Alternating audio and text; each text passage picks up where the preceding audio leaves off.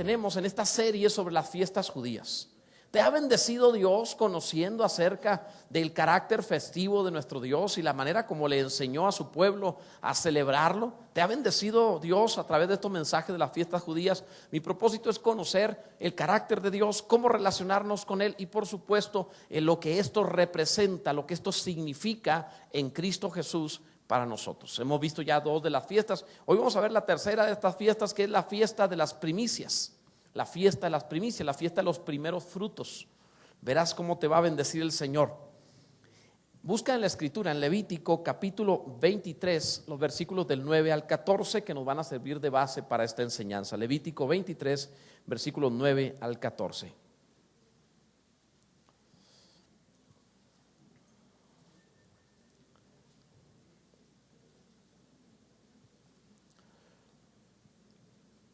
Vamos a leerlo juntos en voz alta. Dice la escritura: y habló Yahvé a Moisés diciendo: habla a los hijos de Israel y diles: cuando hayáis entrado en la tierra que yo os doy y seguéis su mies, traeréis al sacerdote una gavilla por primicia de los primeros frutos de vuestra siega. Y el sacerdote mecerá la gavilla delante de Yahvé para que seáis aceptos. El día siguiente del día de reposo la mecerá. Y el día que ofrezcáis la gavilla, ofreceréis un cordero de 1 año sin defecto en holocausto a Yahvé. Su ofrenda será 2/10 de efa de flor de harina amasada con aceite, ofrenda encendida a Yahvé, en olor gratísimo. Fíjate lo que dice, gratísimo. Y su libación será de vino, la 4ª parte de un hin. No comeréis pan, ni grano tostado, ni espiga fresca, hasta este mismo día, hasta que hayáis ofrecido la ofrenda de vuestro Dios. Estatuto perpetuo es por vuestras edades, en donde quiera que habitéis, dice la palabra del Señor. Todas las profesiones tienen una necesidad de depender de Dios. Todas las profesiones, todos los oficios, todas las cosas que hagamos en este mundo dependen de Dios. Algunas son directamente dependientes de Dios, es decir, se trata de cosas relacionadas a las cosas que llamamos espirituales. Pero hay muchos oficios que a veces pensamos que no pudieran tener una relación, pero la tienen, ¿verdad? Y si tomamos ejemplos simples como hablar, el que es bombero, vaya que depende de Dios, te aseguro que ora. Y cuando ve el fuego no le falta clamor en sus labios, ¿verdad? Son ocupaciones necesarias. Una ama de casa también, cuando está educando a su hijo, pues está orando también, o está buscando que en la dependencia a Dios, ser una buena ama de casa, bendecir su familia, edificar como la palabra del Señor lo enseña. Todas las profesiones tienen una dependencia. Considero que en mi caso tengo una gran dependencia de Dios, o sea, una necesidad de depender de Dios. Un día me encontraba en un funeral y fuimos a dar un mensaje, y esto fue real. Estaban ahí platicando, es un médico, estaba, creo que el primero era un mecánico o algo así, no recuerdo bien, un médico y un abogado. Y entonces comenzaron a hablar, y el que era mecánico o algo por el estilo, él dijo: mi profesión es bien importante porque si me equivoco, pues no sé qué profesión era, puedes componerse el automóvil, alguien va a tener un problema. El abogado dijo: mi profesión es más importante, si yo me equivoco, pues puedo dejar a alguien en la cárcel siendo inocente. El médico dijo: la mía es más importante, pues si yo me equivoco alguien se puede morir. Dije: no, ninguna de ustedes, la mía es más importante, yo me equivoco y se va al infierno por la eternidad, o sea, la mía es más difícil. Sí, la de ustedes como quiera, ¿verdad? El carro como sea y salir de la cárcel como sea, pero ¿cómo le haces para perderte y salvarte después? Entonces eso es más serio. Entonces, si alguien necesita depender, soy yo. Necesito depender de Dios. Pero en última instancia, todas las profesiones dependen de Dios. Si Él no nos bendice, ¿cómo seremos benditos? Si Él no nos prospera, ¿cómo prosperaremos? Si Él no nos ayuda, ¿cómo saldremos adelante? Él te da fuerza, Él te da sabiduría, Él te abre oportunidades, Él te guardará, Él te bendecirá. ¿Quién sino Dios para salir adelante en la vida? Todas las profesiones. Y hay una profesión que me parece a mí que hace al ser humano depender de Dios directamente, y no tiene que ver con el ministerio, y es la del agricultor. Cómo depende del cielo el agricultor, porque siembra, y más al estilo bíblico, donde no había un riego actual, etcétera, sino que siembra después de mucho esfuerzo, después de mucho trabajo, después de preparar la tierra y sembrarla y cuidar y todo esto, tiene que esperar. Ahora te toca a ti, Dios. Ahora tiene que voltear los cielos y que Dios haga el resto, porque aunque Él se esfuerce, si Dios no abre los cielos, pierde todo. Y en un año pierde lo de otros años. O sea, hay una enorme dependencia. Y ligado a esto es la fiesta de las primicias, la fiesta de los primeros frutos, porque nos enseña precisamente dependencia de Dios. Nos enseña la necesidad que tenemos de depender, de voltear hacia arriba independientemente del oficio y decir: si tú no me ayudas, yo no tengo forma de salir de esto. Solo tu gracia sobre mí puede hacer la diferencia. Y la segunda cosa a considerar no solamente la dependencia, sino también considerar la gratitud. Cuando dependo de Él para ser bendecido, y una vez bendecido mantengo gratitud porque me bendijo. Bendito sea Dios. Esto de alguna forma nos va a ayudar a comprender como base lo que es la fiesta de las primicias, la fiesta de los primeros frutos, que por cierto es la segunda fiesta más hablada en la Biblia. La primera es la Pascua. La segunda de la que más habla la Biblia es la fiesta de las primicias. No Pentecostés como se suele pensar, no, esta. Entonces bien importante. Ahora, ¿qué sucedió? Dios les dio esta palabra de celebrar esta fiesta cuando llegaran a la tierra prometida, porque en los 40 años de desierto no pudieron sembrar, fueron nómadas. Pero ya llegando a la tierra prometida, podían sembrar, podían cosechar. Y lo primero que sembraran, de hecho, cuando pusieron su pie en la tierra prometida, cuando cruzaron el Jordán ya para entrar a la tierra, para poseer la tierra, en cuanto pisaron la tierra, la Biblia dice: ese día ya no hubo maná. Ahora tenían que sembrar, trabajar y luego los primeros frutos presentárselos al Señor. Entonces la fiesta de primicias nos habla de una nueva vida y de una vida abundante en Cristo Jesús. ¿En qué consistía esta fiesta? La vamos a considerar en tres aspectos. La primera, cómo la celebraban los judíos. La segunda, cómo la celebró Dios. Y la tercera, cómo las debemos celebrar nosotros. La primera, cómo lo celebraban los judíos. Esta es una ofrenda que, si la consideramos cómo fue presentada por el hombre, ¿qué hacían? Bueno, hacían lo siguiente. De antemano, cuando Dios les habla de presentar primicias, implica ser productivos. Entonces Dios le dice a su pueblo: cuando siembre la tierra y produzca, me traerás primicias. ¿Qué le estaba diciendo? Sé productivo. Tienes que trabajar y producir. A Dios le gusta mucho eso. Pastor, ¿qué vamos a hacer cuando vayamos al cielo? Trabajar también. O sea, aquí estamos preparándonos para allá. Entonces no vamos a descansar, sí. En Cristo Jesús hay descanso. No te vas a cansar, tu cuerpo aguantará mucho, será glorificado. Pero de todas maneras habla de productividad, de todas formas. ¿Por qué? Porque ante Dios Él estableció un principio: ninguno se presentará delante de mí con las manos vacías. Era quitado del pueblo ir con Dios y no traer nada. O sea, siempre presentaban algo, siempre traían algo. Como una relación de amor, por ejemplo, que procuran siempre, así como son las familias en palabra viva, ¿verdad? Los matrimonios siempre traen algo bonito, dan regalos, flores, palabras bonitas por cuidar la relación. ¿Verdad que es así? Ok, muy bien, bueno.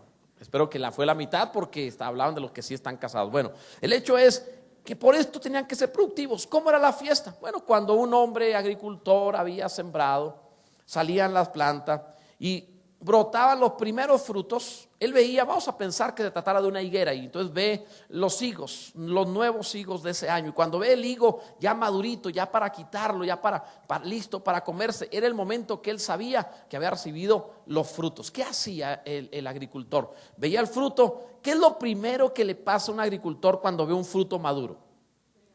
¿Se le antoja? Pues sí, ¿verdad? Lo primerito será, a ver a qué sabe, ¿verdad? Sería lo primerito. Yo haría eso. Antes de vender todo lo demás, pues lo tienes que probar. Entonces, lo primero, esta era la gran tentación. Cuando veían el fruto, querían morderlo, querían probarlo, y dice Dios: es mío, ese no lo pruebas. Entonces, los primeros frutos era una forma de decirle al ser humano: guárdame lo primero porque te soy lo más importante. Entonces tenía que guardar los primeros frutos. Imaginen la tentación que tenían que aguantar de no probar los primeros frutos. Aguantarse a no probarlo. Están diciendo: tú eres lo más importante, tú eres lo más placentero, Dios, para mí. Tú eres lo que más anhelo en este mundo. Entonces te forma en una declaración de fe, de amor al Señor. Y lo primero que hay en tu vida es Dios, entonces comienzas a tener la vida cristiana que Dios ha planeado. Entonces, qué importante. ¿Qué hacían? Recogían los primeros frutos, sea trigo, sea lo que fuera, los primeros frutos. Y una vez que los recogían, ellos hacían lo siguiente. La Escritura nos habla de que ellos tomaban esto y luego iban hasta la ciudad capital de la región. Había ciudades especiales por regiones. Y entonces todos se tenían que juntar ahí trayendo los frutos. Y traían cargando frutos. Si venían de muy lejos, secaban los frutos para que no se echaran a perder y los traían secos. Y entonces venían, se reunían en esa ciudad y pasaban todo el día y la noche ahí esperando a que llegaran todos los agricultores y los que traían frutos. También era del ganado y todo lo que traían, lo primero del trabajo. Entonces lo traían todos. Y llegaban ahí, es más, traían al primer hijo también. Se acaban de tener hijo y el primero lo traían también. Así que uno traía un animalito, otro traía un hijo y otro traía plantas o algo, ¿verdad? Y venían y se reunían, pasaban ahí el día, la noche, y en la mañana el oficial de ese lugar, el rabino, la persona principal de esa zona, de esa región, llegaba en la mañana y les decía: es hora de ir a la casa del Señor.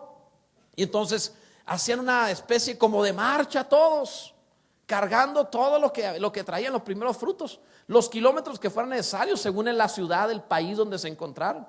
Y entonces viajaban todos hacia Jerusalén en una fecha específica, exactamente un día después de la Pascua, de sacrificar el cordero, tenían que llevar las primicias. Así que viajaban todos llevando todo esto, y cuando llegaban a Jerusalén con todas aquellas cosas, era una fila enorme de miles de personas trayendo productos para darle al Señor.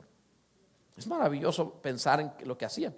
Entonces llegaban todos ellos trayendo de todo. Un día recuerdo platicando con un pastor que trabaja en una zona rural. Él me hizo ciertas preguntas sobre el cómo pedir los diezmos y cosas así. No se animaba, no tenía libertad en cuanto a eso, y me hizo ciertas preguntas. Le digo: bueno, vamos a tratar de hablar un poquito sobre eso. Está bien. ¿Cómo es la economía? Bueno, dice, a veces alguien diezma una gallina, otro trae por ahí un cerdito. Alguien, ¿en serio? Sí. Entonces al templo entran con animalitos porque es lo que hay. Es una zona rural. Entonces, ¿cómo le hago? Pues dale gracias a Dios, ¿verdad? Pues haz unos chicharrones y ya, ¿verdad? Pues eso es diferente. Algo así era, todos traían, y bueno, por supuesto no traían cerdos, eran judíos, pero bueno, todos traían algo que ofrecer al Señor. Y cuando llegaban a la casa de Dios, al templo de Dios, antes de entrar al atrio, porque había un enorme atrio donde cabían miles de personas, antes de entrar al atrio, en lo que se le llama el monte de Dios, Sión, y arriba está el templo. Cuando llegaban al monte Sión, a ese lugar, ellos adoraban a Dios, cantaban. Era glorioso lo que ellos cantaban. Dice la escritura, por ejemplo, que cantaban el Salmo 30. Y es interesante que, por ejemplo, fíjate lo que decían, cantaban el Salmo 30, el verso 1 en adelante dice: te glorificaré, oh Yahvé, porque me has exaltado y no permitiste que mis enemigos se alegraran de mí. Yahvé, Dios mío, a ti clamé y me sanaste. Oh Yahvé, hiciste subir mi alma del Seol. Fíjate, pásate al verso 11 si lo estás leyendo. Dice: has cambiado mi lamento en baile, desataste mi cilicio y me ceñiste de alegría. Por tanto, a ti cantaré gloria mía y no estaré callado. Yahvé, Dios mío, te alabaré para siempre. Eso es lo que hacían. Llegaban ellos al monte y cantaban y adoraban y exaltaban y glorificaban a Dios. Eso hacían, trayendo todo. Ahí estaban los levitas que les ayudaban en todo esto, en cantar y adorar al Señor. Era glorioso todo ello, porque le estaban diciendo a Dios: tú eres lo primero y tu casa es lo más importante para nosotros. Entonces iban a llevar lo primero de toda la producción. Los ricos solían llevar, según cuenta la historia, canastas de plata y de oro. Es decir, canastas adornadas con metales preciosos. Y en esas canastotas enormes, riquísimas, traían sus productos.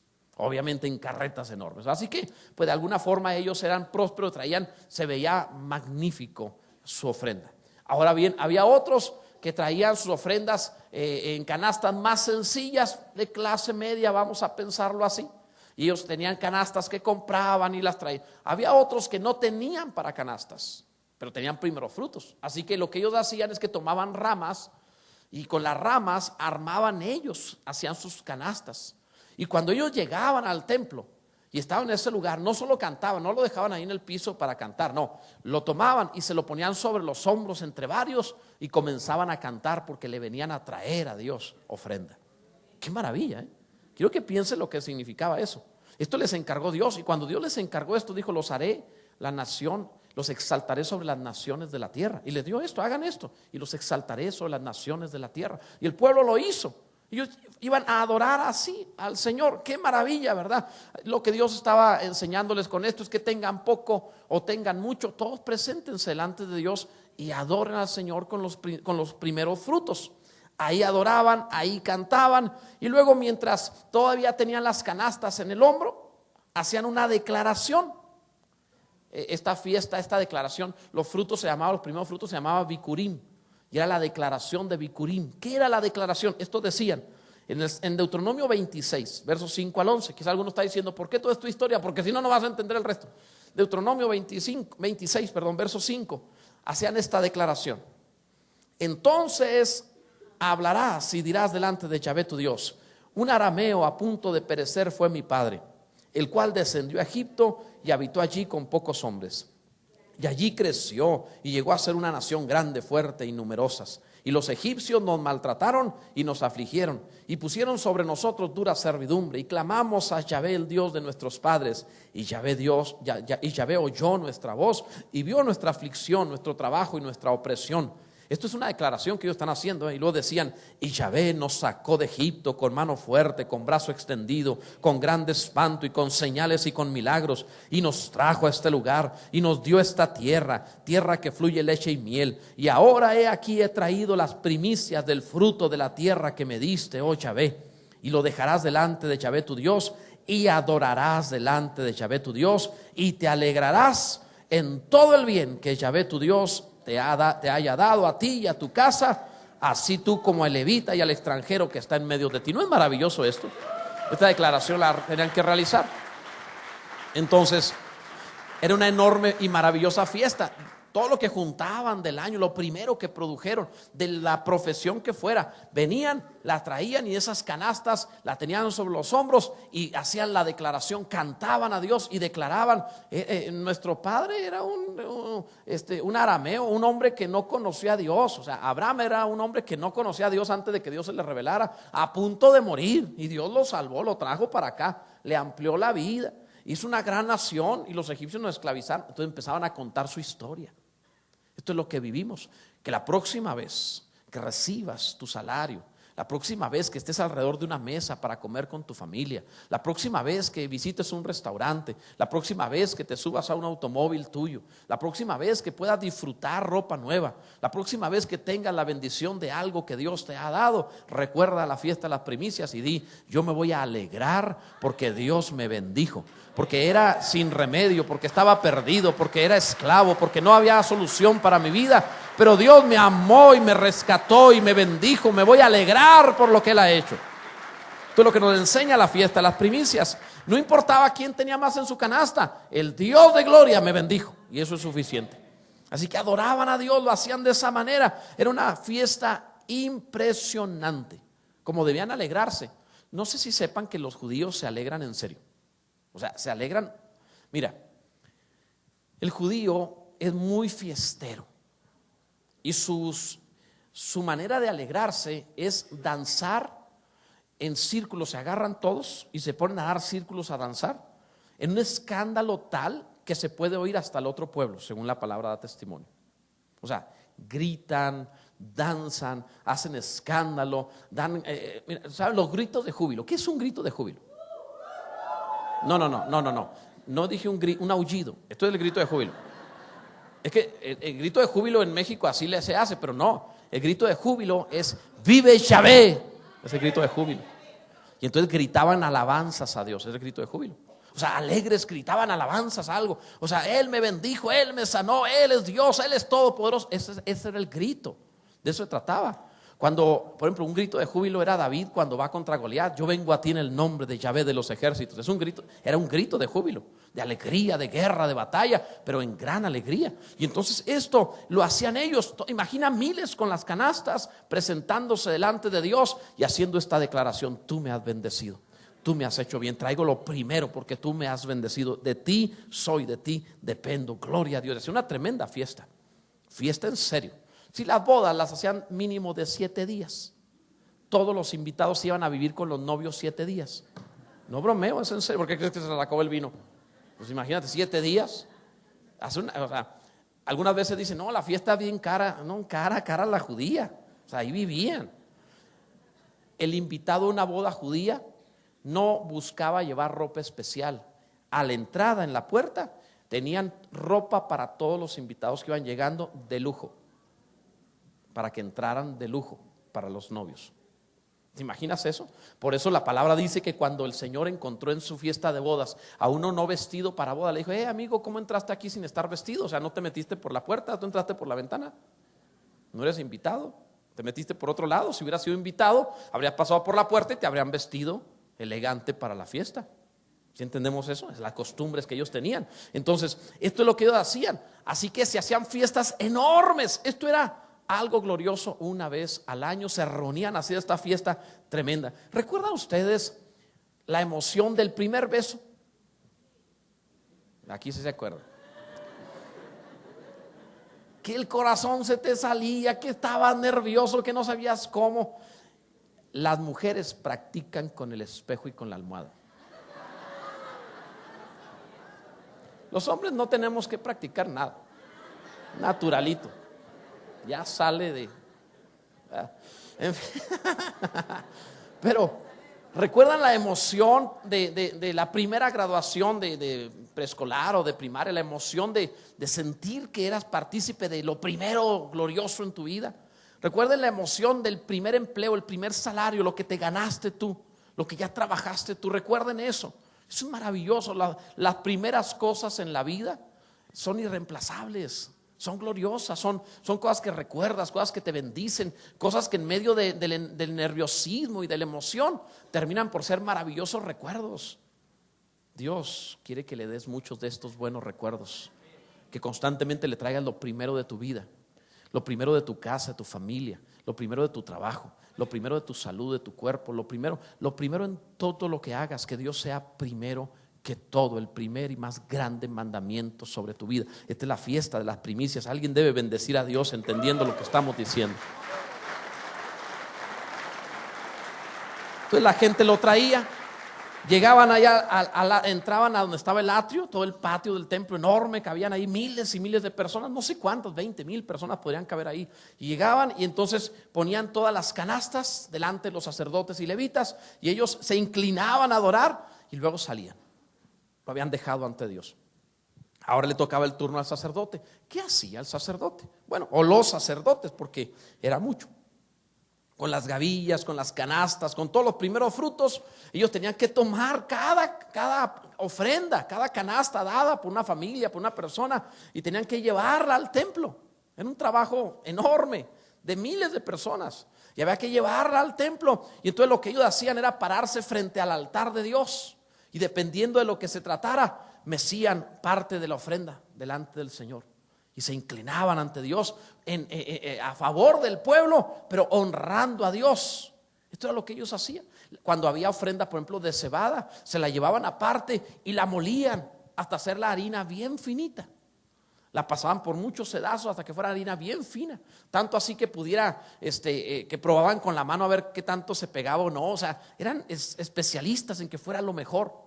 Y una vez que era harina fina, así como debía ser, le rociaban aceite, le ponían incienso y luego ahora sí lo mecían y lo presentaban delante de Dios. Y dice la Biblia que era olor gratísimo para Dios, olor gratísimo.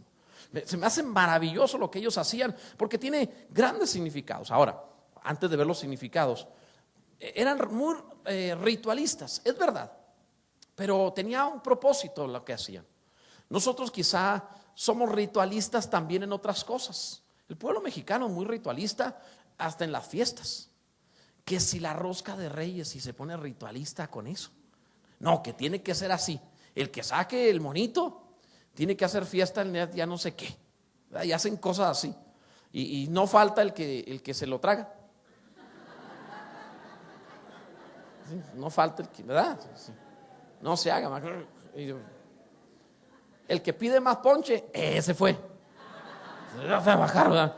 Entonces, pero hace rituales, el ser humano hace rituales de todo, pero los rituales humanos son por diversión, por costumbre, por tradición, no tiene un propósito específico. Pero Dios está haciendo un ritual porque tiene una enseñanza. Dios dice esto: agarran la harina, los granos y los muelen como harina fina y los llenan con aceite y con incienso, porque más tarde Dios habría de explicar que nosotros, la iglesia, somos granos molidos. Llegamos por separado. Uno fue educado de una manera, otro de otra forma diferente, de todo estrato social, económico, cultural, hombres, mujeres, muy diferentes, pero Dios nos trajo a todos y nos va moliendo unos con otros y nos va haciendo finitos. De pronto, ay, hermano, me raspó. Sí, es que te está Dios haciendo harina. Sí, hay hermanitos lijas, sí, hay hermanitos así. Hay otros que son como las piedras que usaban para molerlos. Algunos tienen el propósito, en serio, algunos tienen el propósito de ser muy usados por Dios para moler a sus hermanos. Entonces, que ninguno agarre eso de excusa. Mi ministerio es moler al otro. No. Que nadie agarre de excusa eso. Pero eran molidos hasta que quedaban finitos y perdían su identidad. No vuelves a encontrar el grano cuando es harina. Perdieron su identidad. Ya no se trata de quién es quién, cómo se llama fulano. No, llegaron en canastas, unos ricos, unos de clase media, otros muy pobres, pero llegaron en canastas diferentes. Pero una vez que son molida la harina, ya no hay distinción. Vosotros sois uno en Cristo Jesús. No hay varón ni mujer, no hay libre ni esclavo, no hay judío ni gentil. Uno solo en Cristo Jesús, molidos como uno. Y luego Dios le pone aceite, que es una figura del Espíritu Santo, y derrama sobre nosotros el Espíritu de Dios, la unción del Espíritu. ¿Para qué? ¿Para que hables en lengua? No, eso es adicional. La unción del Espíritu es, además, junto con el incienso, que te hace ser un adorador, olor grato a Dios. Todo esto es para hacer una ofrenda a Dios. ¿Por qué me ungió Dios? Para hacer una ofrenda para el Señor, para darle gloria a Dios. Y eso es lo que hace, eso representaba, eso hacía gloria a Dios por esos rituales que tenían un significado para nosotros. Ahora, esto es la parte más grande en cuanto al mensaje, en cuanto a conocer el cómo. Pero las aplicaciones espirituales son espectaculares. Esto es cómo lo celebraba Israel. ¿Cómo lo celebró Dios? Fíjate el cumplimiento de la fiesta de las primicias en Cristo. Terminando el día de la Pascua, recuerdan ustedes que el día 14 del mes de Nisan o de Aviv de los hebreos, ese día 14, ellos sacrificaban un cordero que era el cordero de Pascua. A eso se refirió Juan el Bautista cuando vio a Jesús y dijo: he ahí el cordero de Dios que quita el pecado del mundo. Jesús es el cordero. Entonces ese día se sacrificaba el cordero. Hay una confusión muy fuerte y se pensaron que era el día viernes cuando Jesús murió. No fue viernes, fue jueves. Pero cuando es crucificado el Señor, cuando el cordero es sacrificado, ese día 14 que era siempre el día que debía ser sacrificado, ve qué maravilla. En la noche de ese día, cuando se está terminando el día para empezar el otro día, en ese instante que sacrificaron al cordero, es el momento en donde viene todo el mundo con las primicias. Empiezan a llegar todos trayendo primicias. Vienen a presentar las primicias para con el Señor. Y viene enorme. Curiosamente, ese día hubo dos grupos en Israel. Una tremenda fila de personas trayendo primicias para Dios y un pequeño grupito de dolientes que llevaban otras primicias para Dios para sepultarlo en una tumba. Mientras había muchos que llevaban los primeros frutos de su trabajo, había un grupito de unos cuantos, como José de Arimatea y las mujeres que estaban ahí, que llevaban el cuerpo de Jesús para ir a enterrarlo. Pon atención a esto. Esto pasa del día 14 al día 15, el día siguiente. En ese inter tienen que, antes que caiga, que termine el día. Recuerden que el día judío termina a las 6 de la tarde. Entonces, antes de que termine el día, tenían que enterrarlo rápidamente. Pidieron el cuerpo el día que tenían que presentar o traer primicias. Ahora, antes de la ceremonia de ofrecer las primicias, Israel no podía comprar ni vender nada más, lo cual significaba esto: no puedes comprar, no puedes vender, no puedes adquirir, no puedes hacer nada, porque solamente después de que se presenta la primicia te dedicas a comprar y vender. Solamente después de que Cristo es presentado habrá salvación, habrá compraventa. Fuisteis comprados por precio por medio de nuestro Señor Jesucristo. No podrás tener salvación, no podrás tener vida, no podrás tener eternidad hasta que Cristo sea presentado delante del Padre. Por eso Jesús dijo: nadie viene al Padre si no es por mí. Nadie va a Dios si no es por Jesús. La primicia tiene que ser presentada. Entonces, ¿por qué te menciono esto? Porque se refiere a Él. Él es la primicia. Veamos un poquito más todavía. La palabra hebrea que se usaba como primicia, significaba una promesa por venir. Eso significa la palabra hebrea, una promesa por venir. Y era la misma raíz de donde viene el término primogénito, primicias, primogénitos. Un pasaje, Éxodo 22, 29. No demorarás la primicia de tu cosecha ni de tu lagar, me darás el primogénito de tus hijos. Qué interesante. ¿Por qué te digo esto? Sígueme adelante. Volvamos. Día 14 de ese mes de Nisan, antes de las 6 de la tarde hay que sacrificar el cordero. Jesús murió a las 3 de la tarde. Y de 3 a 6 de la tarde que sacrifican el cordero a las 3. Y de 3 a 6 hay que traer primicias. En ese ínter Jesús fue sepultado. Y luego empieza el día siguiente, el día viernes, por así decirlo. Porque así fue de jueves a viernes.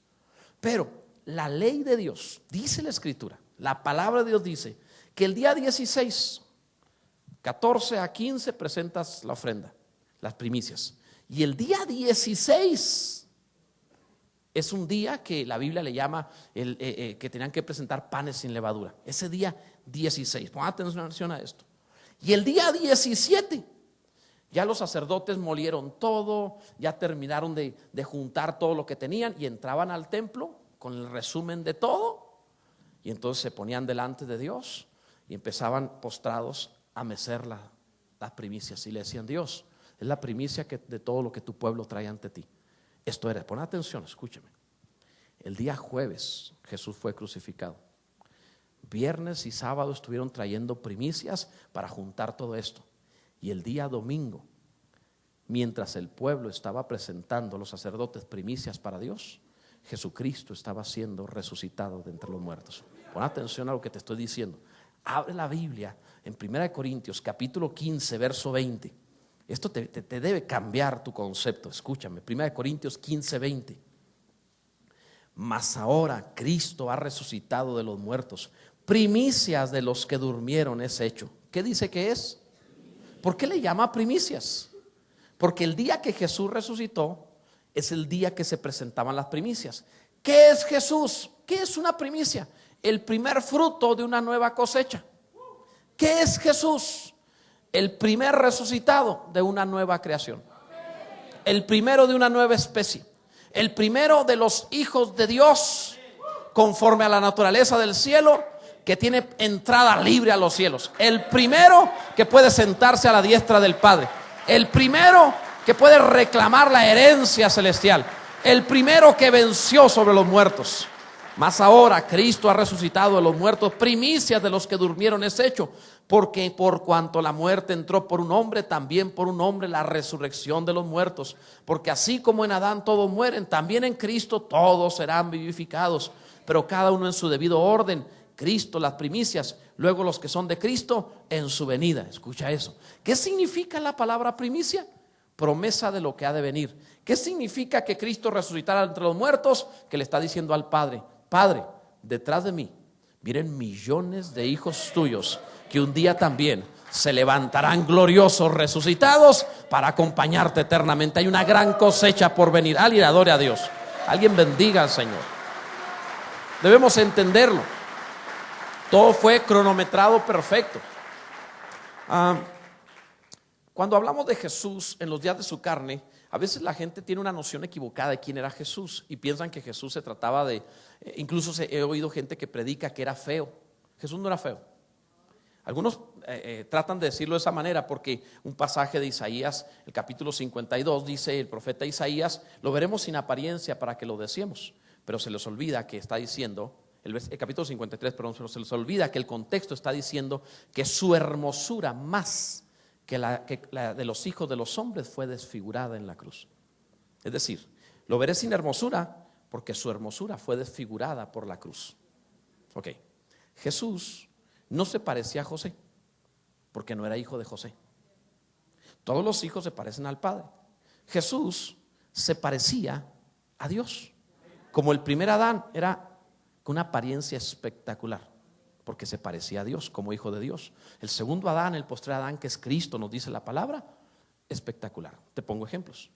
Era tan impresionante la personalidad y el físico de Jesús que dice la Biblia que las mujeres lo servían con sus bienes.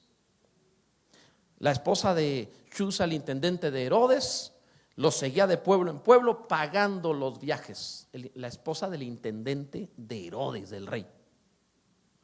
Debes saber que ha de ser impresionante la personalidad de un hombre que consiga que mujeres casadas dejen sus casas y se vayan región por región, pueblo por pueblo, caminando siguiendo un rabino.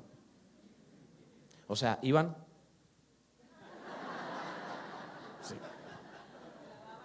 Sí. O sea, era impresionante. Su personalidad era impresionante. Si vemos la figura de las escrituras, aparte de que dice su hermosura más que la de los hijos de los hombres, más que cualquier otro que ha habido.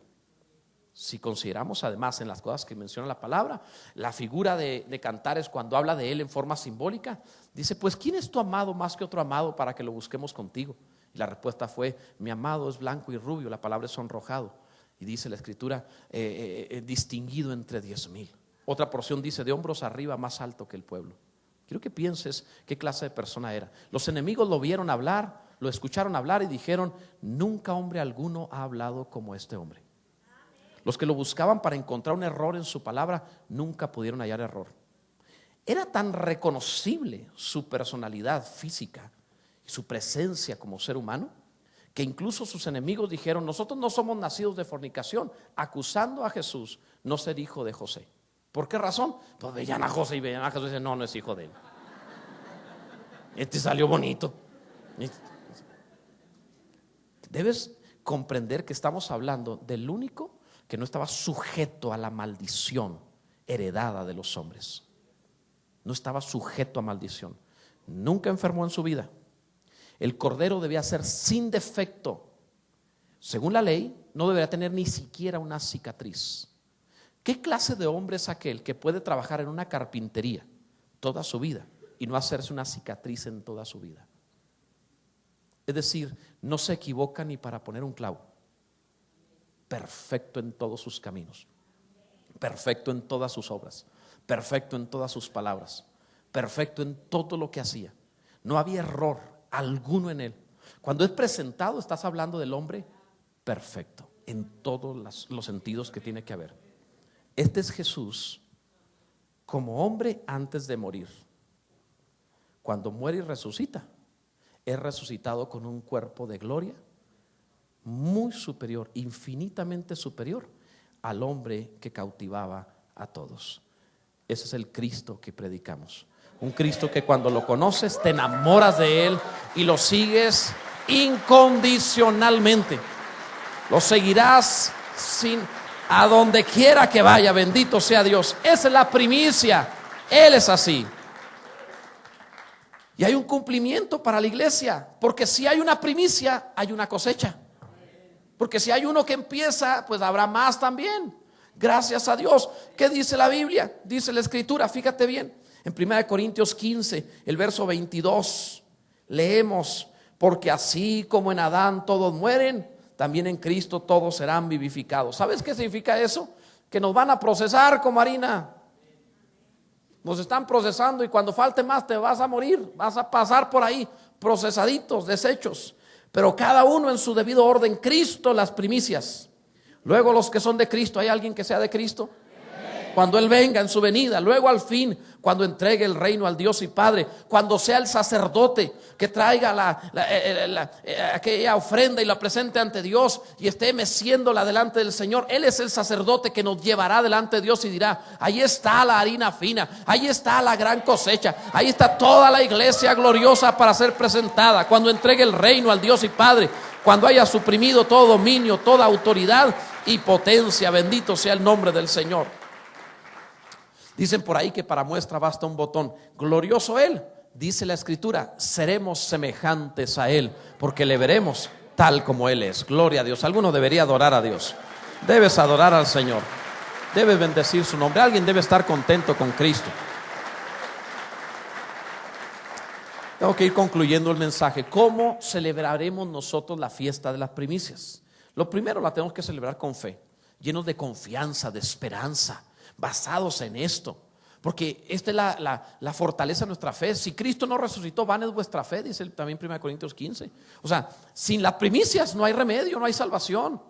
Pero como si hay primicias, tenemos salvación, tenemos remedio, tenemos promesas, gracias a Dios. Y por cuanto Cristo resucitó primero, vamos también nosotros. Hay expectativa. Ese cuerpo que hoy tienes no es el definitivo. Gloria a Dios. No es el para siempre. Dice la Biblia en 1 Corintios 15, he aquí os digo un misterio.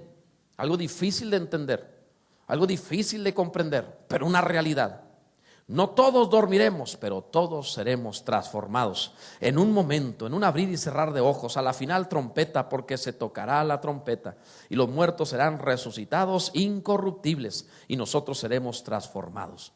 Porque es necesario que esto corruptible, tu cuerpo, se vista de incorrupción y esto mortal se vista de inmortalidad. Y cuando esto corruptible se haya vestido de incorrupción y esto mortal se haya vestido de inmortalidad, entonces se cumplirá la palabra que está escrita: sorbida es la muerte en victoria. ¿Dónde está, oh muerte, tu aguijón? ¿Dónde, oh sepulcro, tu victoria? ¿Sabes qué hizo Cristo Jesús al morir y resucitar? Tomó un popote, sorbió la muerte y dijo: no me sirve para nada.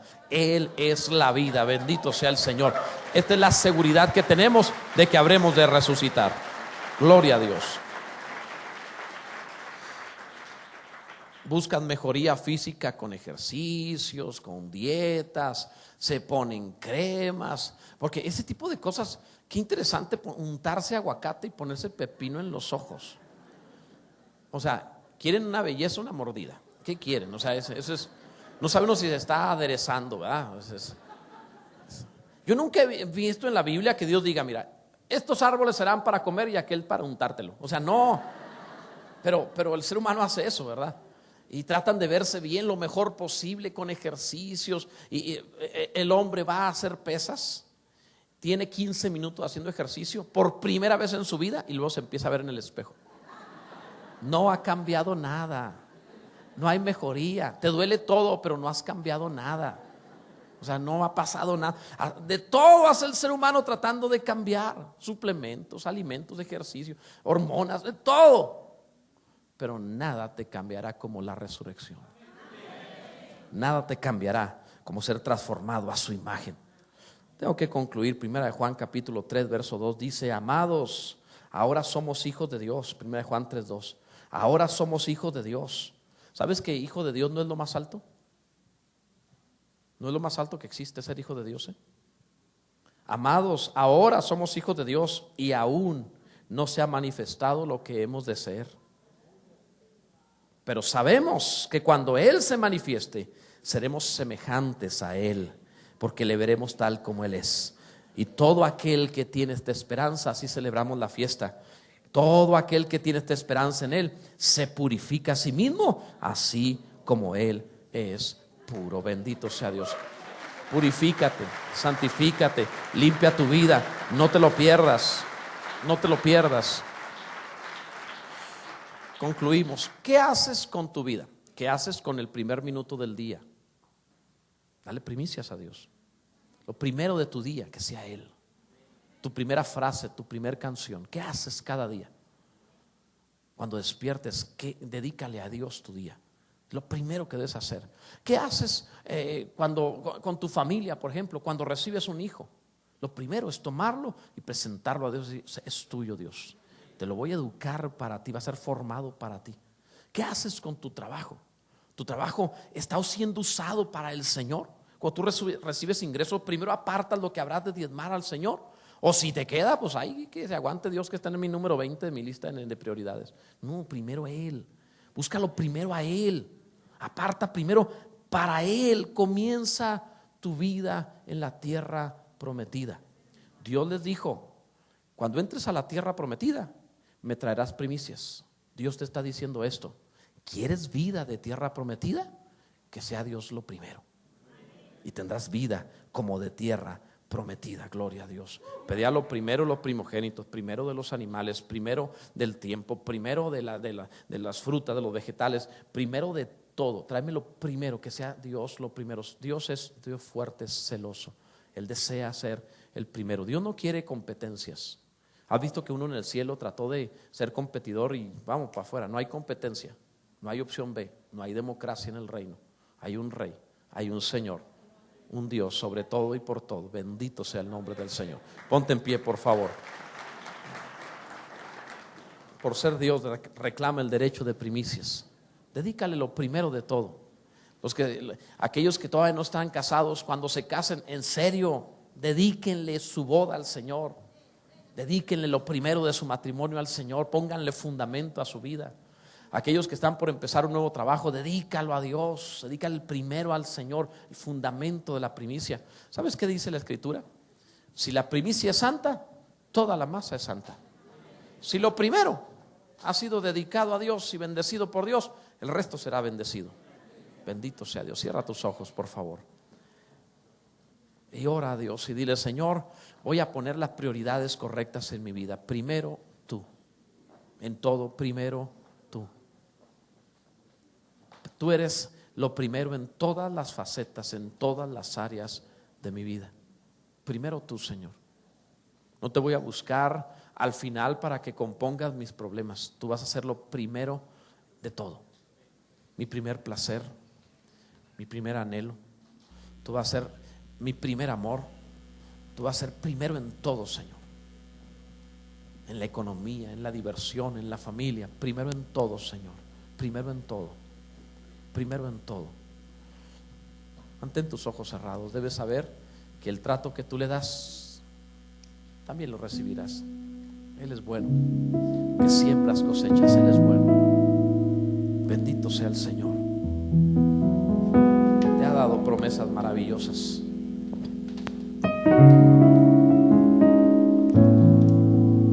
Vive como Jesús, la primicia. Por eso el Padre dijo: en Él tengo complacencia, en Él tengo contentamiento. Que Dios se asome a ti y vea que Dios es lo primero y te diga: tengo contentamiento contigo, me caes bien, te bendeciré, te haré bien. Todo oficio depende de Él. Vamos, alguien dígale al Señor: voy a dedicarte lo primero de mi vida, en todo, en todas las áreas. Lo primero eres tú, Señor, en todo. Pruébalo. Prueba que Dios sea primero. Hay alguno que hoy necesita cambiar prioridades, hágalo ahora mismo. Mientras adoramos al Señor, alguno necesita seguir orando. Ora y dile que tú quieres cambiar la forma como has vivido. Qué cansado es tener a Dios en segundo o tercer lugar. Qué cansado es que Dios sea uno más en la vida. Qué difícil es vivir cuando aquel que es la vida no es lo primero.